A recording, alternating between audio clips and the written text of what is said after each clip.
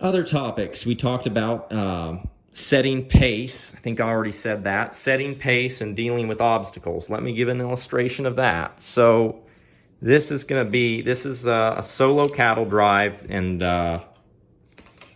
let's imagine the cows are here. We'll assume this is a hypothetical situation. It's actually pretty close to, I mean, things like this will happen. Things like this absolutely happen.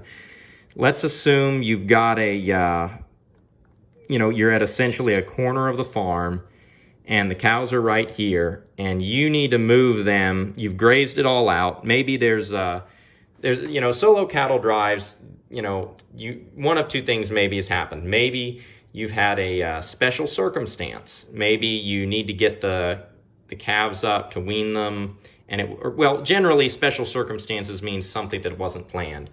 Either you're going to have to treat an animal, or there's a bunch of different things. In a normal grazing rotation, a solo cattle drive across your land is not what you should have to do. You should be able to set your farm up so that you can always be opening gates and calling animals short distances.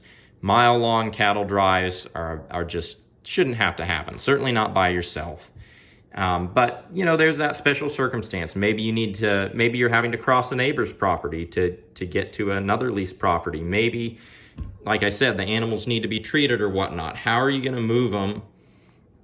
Take them through several turns and do it by yourself. So in this situation, I might as well show you kind of the end point. I want to get them over to this paddock here. I've got to come through a long lane. I've got gates here. We'll assume this is a neighbor's property. It could be your property, but it could also be a neighbor's property. They've got to come through a turn here. You've got to come through a 90 degree turn here.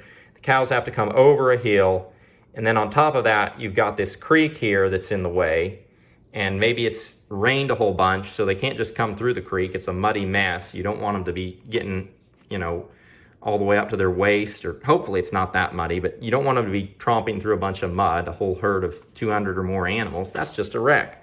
So what are you going to do? You're going to go and you're going to call all the cows. We're assuming this paddock's all grazed out, and you're going to call them and you're going to get them to start coming. You're not going to run ahead of them, and you're just going to wait, call them, get them to come to you. Once you get them to the bridge where they're all with you, bring them on through. They have to be able to see you. If I'd tried to go and just call them from here, guess where the animals are going to come? They're going to come straight across through here. Even if I fenced that area with an electric fence, if I call them from here, they're just going to look at me and stare.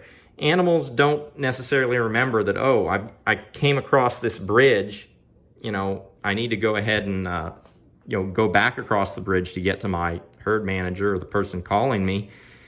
They don't have a memory of that. You have to think like a cow thinks. So you're going to have to call them. You're going to have to wait for them to get over there. Then you can walk around over here, continue calling them, get them to come on through. And then you got the hill. Don't blast over the hill to where the cows can't see you. Keep yourself visible, call them, get the first few to come on through. Make sure all your stragglers are kind of caught up.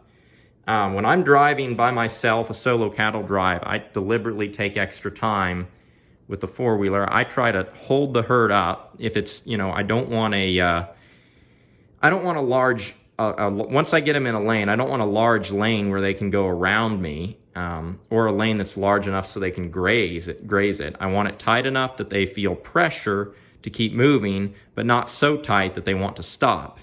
Usually that's going to be about 20 feet wide. So once the animals start coming over the hill, I've got flow. I'll move on down, keep calling them. When I get to a turn, I'm going to wait down here at the turn, and maybe this is the property line, so I can't make it a nice smooth turn. I'm going to wait till a bunch of the animals come on through, and all these animals at the back get up so they can see where everyone's going, and then I'm going to keep going again. And it's okay. It's, you're managing herd pressure. You can't let all the animals bottle up, and then, because if you do that, then they're going to break through, a temporary fence. You don't want that to happen. but you can allow a little bit of pressure to build up, and that's better than letting your animals get all spread out. So I forgot to make this point as I was going through. Let's assume you've got extra vegetation here, or maybe there's trees there, and so the temporary fence isn't visible. It's just kind of shaded and they can't see it. All right, well, in that case, that's where you need extra posts at. Or up here, we've got a turn in the fence. Now, when they're coming through that turn, if this is level ground, once the animals see the turn, they're thinking, I'm going through a gate, I'm going into a new paddock. They may speed up when they make that turn. Well, if you've got an animal, we'll assume I've moved on from here.